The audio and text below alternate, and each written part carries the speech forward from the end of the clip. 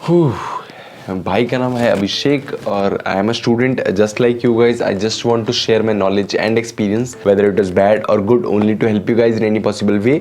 और मैं आज आपको बताऊंगा, यानी कि मैं एक बार मैंने जब एग्ज़ाम दिया है वो आपको बताएगा कि किस तरीके से राइटिंग सेक्शन के क्वेश्चन को अटेम्प्ट किया जाए. देखो, अपनी अपनी मेंटालिटी भी होती है, आपको जैसे ठीक लगे वो करो. मैं अपनी बस व्यूज़ शेयर कर रहा हूँ, ठीक लगे तो ठीक है, नहीं तो और कोई बात नहीं है. बहुत बढ़िया भैया. तो बात ये है कि देखो, राइटिंग सेक्शन का मतलब ये है कि आपको अपने लिखने के तरकीब को दिखाना है टीचर को.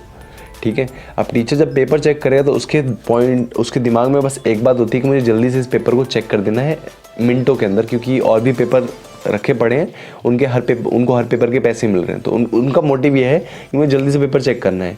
तो जल्दी से पेपर चेक करने के चक्कर में क्या करते हैं कि जो फॉर्मेट है, बच्चे ने अगर सही किया तो उसको मार्क्स देने की प्रायोरिटी होती है. मतलब अगर फॉर्मेट सही तो हो सकता है कि आपको मार्क्स पूरे मिल जाए, अगर अपने अंदर कुछ लिखा हो या ना लिखा हो, उस कंटेंट से उसको कोई मतलब नहीं होता ज़्यादातर. ठीक है, इन माई पॉइंट ऑफ व्यू. फिर से बोल देता हूँ, वरना बच्चे जो हैं ज़्यादा वो हैं, दिमागदार हैं कुछ, वो अपनी भाषा बोलने लगते हैं. तो इन माई पॉइंट ऑफ व्यू ये होता है और ऐसा ही होता है, क्योंकि मुझे ऐसा ही लगा है अभी तक. तो जितने मैंने स्टूडेंट्स को पढ़ाया है, जितने मैंने अपने पेपर के हिसाब से जो एक्सपीरियंस मिला था मुझे उन चीज़ों के बारे में. तो ये तो पहला पॉइंट ऑफ व्यू है कि आपको जो है मेन फोकस करना है फॉर्मेट के ऊपर. जितने भी फॉर्मेट्स हैं सबको रट लो. दूसरी बात ये ध्यान देनी है कि आपको, अगर आपकी इंग्लिश वीक है, क्या है, इंग्लिश वीक है, आपको लगता है मैं 1 पेज नहीं लिख सकता, 1.5 पेज नहीं लिख सकता, तो उस चीज़ को कैसे इंप्रूव करोगे, उसको घर पे जो है, अभी जो टाइम है आपके पास, उसको लिख के देखो. आप देख के लिखो किसी चीज़ को. मैं कह रहा हूँ देख के लिखो, पूरा लिख दो. इतना पेशेंस है कि पूरा मतलब 1.5 पेज की चीज़ देख के लिख दो. अगर देख के लिखोगे तो आधा आपका काम बना पड़ा है, क्योंकि आपको फिर आदत होगी, लिखने की आदत होगी. होता क्या है, हमारे अंदर आलस होता है जो हमें लिखने नहीं देता. अगर हम थोड़ी देर सोचे, थोड़ी देर ठंडे दिमाग से करने की कोशिश करें तो हर चीज़ हो जाएगी. ठीक है, थोड़ा बहुत ग्रामेटिकल मिस्टेक होंगी ना, लेकिन कर तो दोगे ना. तो ये देखो कि आपको कंप्लीट करना है विदाउट एनी कटिंग, ज़्यादा घचपिच नहीं करना है. अगर गलती से बहुत बड़ी गलती हुई है तब जाके एक कट मारो, स्क्रैच मत करो, पेंटिंग नहीं बनानी, एक कट मारो बढ़िया करके और तब आगे बढ़ो. वरना मेरे हिसाब से अगर थोड़ी बहुत छोटी मोटी गलती है उसको कट करने की ज़रूरत ही नहीं, आगे बढ़ो, साफ लिखो और फ्रेश पेज से स्टार्ट करो. यानी कि जैसे मान लो मुझे कोई क्वेश्चन अटेम्प्ट करना है तो पहले वो नया पेज होना चाहिए, शुरू से स्टार्ट करो, यानी कि बीच में से स्टार्ट करो. वो भी थोड़ा सा गलत इंप्रेशन आपका देगा टीचर के ऊपर. तो इन बातों के ऊपर ध्यान दो कि आपको मैनिपुलेट कैसे करना है टीचर के दिमाग को, वो चीज़ देखो. मतलब पागल बनाना है, एकदम काट दो टीचर का, ऐसा करो कुछ. ठीक है, साफ लिखो, फॉर्मेट को फॉलो करो. और अगर ग्रामर की दिक्कत है, वोकैबुलरी की दिक्कत है, तो घर पे प्रैक्टिस करो.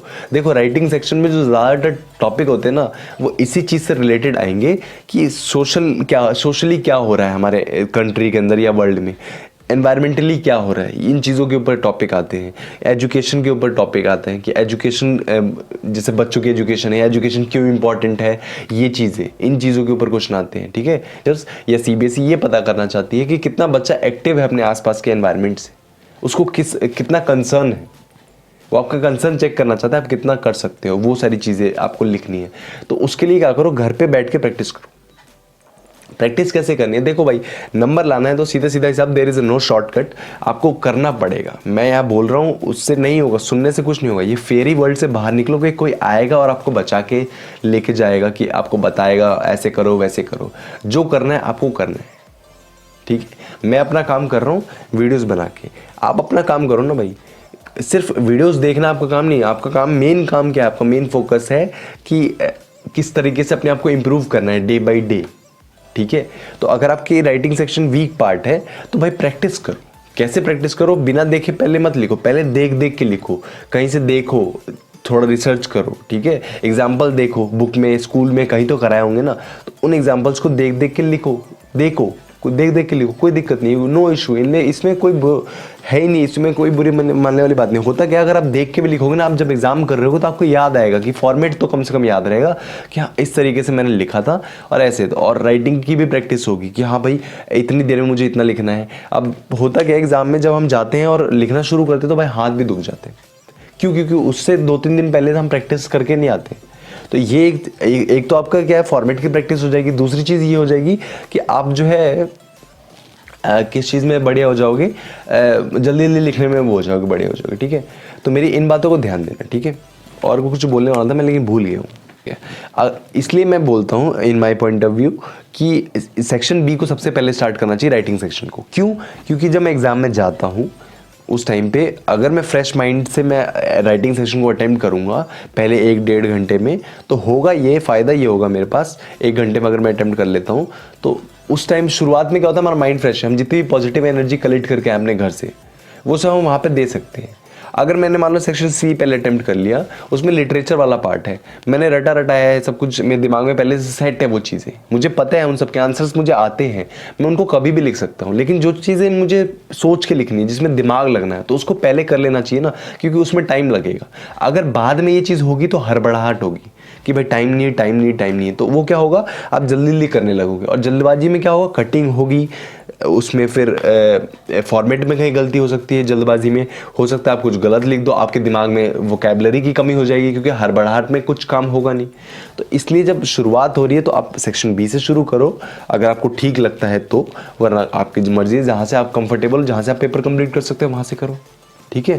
तो ये चीज़ मैं बताना चाहता था कि सेक्शन बी से शुरू करो, साफ साफ लिखो, फ्रेश पेज से स्टार्ट करो, कटिंग कम से कम करो, सारे फॉर्मेट्स को फॉलो करो, फॉर्मेट को प्रायोरिटीज़ दो, कंटेंट को बाद में, फॉर्मेट को प्रायोरिटीज़ दो, और घर पे लिख लिख के प्रैक्टिस करो। ये कुछ ऐसे टिप्स और ट्रिक्स है, टिप्स और ट्रिक्स क्या है, ये बकवास है, मतलब जो मैं कर रहा हूँ, मेहनत करनी है, टिप्स और ट्रिक्स नहीं है, मेहनत है।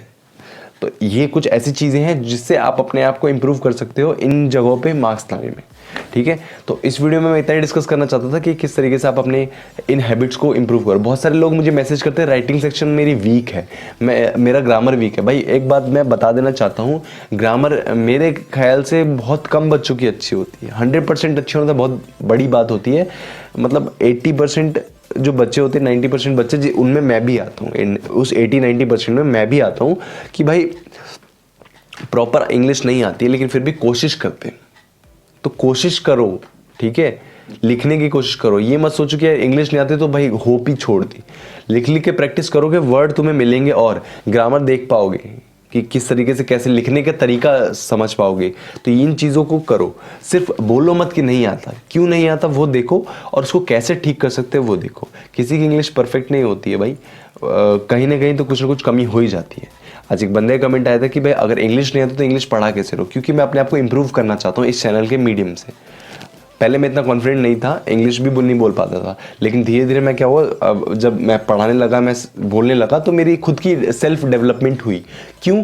क्योंकि मैं अगर ये सोचता रहता कि मुझे इंग्लिश नहीं आती, मैं कैसे पढ़ाऊँगा, तो कभी नहीं हो पाता। मेरे इंग्लिश में मार्क्स आए थे, इसका मतलब ये नहीं कि मेरी इंग्लिश अच्छी थी, बहुत अच्छी थी, बस एवरेज स्टूडेंट हूँ मैं, but still I am trying to be better day by day, इसलिए मैं कर पाता हूँ। अब और करूँगा तो शायद और आगे और इम्प्रूवमेंट होगी। अभी भी बहुत अच्छी इंग्लिश नहीं है, हो सकता है मैं और तुम अगर एग्जाम देने अभी जाए, अभी बोर्ड का एग्जाम देने, तो हो सकता है तुम्हारे ज़्यादा मार्क्स आए। मैं यहाँ बैठे बैठे बोलने से कुछ नहीं होता, करने से होता है। जो ज़्यादा करेगा उसके मार्क्स आएंगे, जो नहीं करेगा उसके मार्क्स नहीं आएंगे। तो बस डेट्स इट, इतनी सिंपल सी बात मैं बताना चाहता था आप लोगों को through my voice, my face, पता नहीं क्या। तब तक के लिए टाटा बाय बाय। प्रैक्टिस करो, प्रैक्टिस हार्ड, ठीक है। अपने थोड़े बहुत आर्टिकल्स पढ़ो न्यूज़पेपर में, ताकि आइडियाज़ मिले आपको। अभी कुछ दिन है तो न्यूज़पेपर पढ़ना शुरू करो, और एग्जाम्पल्स देखो, जितने ज़्यादा से ज़्यादा हो सकते हैं एग्जाम्पल्स लिखो। कोशिश करो कि जितना ज़्यादा से ज़्यादा लिख सको, क्योंकि राइटिंग सेक्शन लिखने का, लिखोगे नंबर आएंगे, राइटिंग सेक्शन इंप्रूव हो जाएगी। चलो इस वीडियो में इतने थे, तब तक के लिए tata bye bye, take care. मिलेंगे नेक्स्ट वीडियो में, कुछ अच्छा, कुछ बढ़िया, कुछ बेटर बनाने की कोशिश करेंगे। तब तक के लिए निकलो, फूट जाओ और पढ़ना शुरू कर दो, ठीक है। मौज करो, बाय। डाल डाल कभी बात बात, कभी दिन है रात, कभी दिन दिन है, क्या सच क्या माया।